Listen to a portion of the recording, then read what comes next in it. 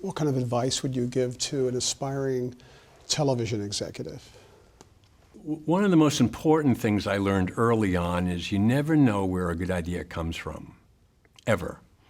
And that's why it's so important to listen. I mean, I've heard secretaries come out with some of the most profound observations on projects that, that all of us have missed. And they'll say something and say, you know what, I never thought about it that way. I look at something like American Gladiators. That concept came from an Elvis impersonator in Altoona, Pennsylvania.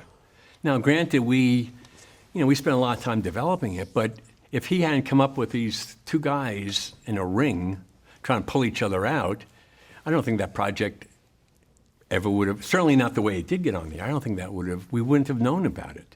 So you never know where a good idea is going to come from. And then I think the other corollary to that is, if you believe in a project, be passionate.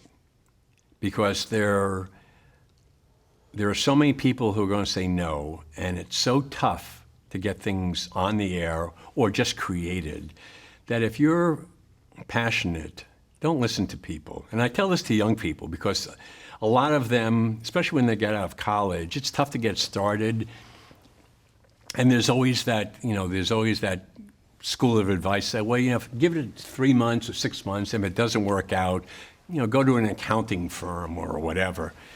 And, what I tell them is, if you really want to be in television, you just keep on going for it. Because sooner or later, if you make that extra call, or, you have that extra meeting, or you send that extra email or whatever, or you go to the extra seminar and you meet the person, if you keep on trying, you will get in.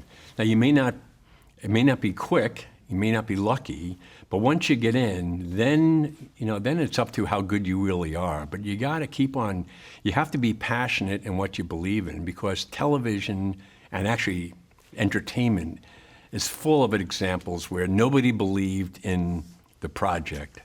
American Idol is a great example, except one person, and that one person kept on banging on doors, and eventually the door opened, and the rest is history. Survivor's another one. I mean, Mark Burnett, I looked at his interview recently, and he couldn't get arrested in town.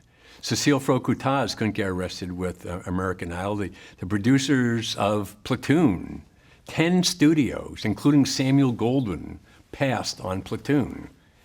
One of the most successful Oscar-winning movies of all time. So you have to kind of believe in what you're doing, and you just got to keep on going.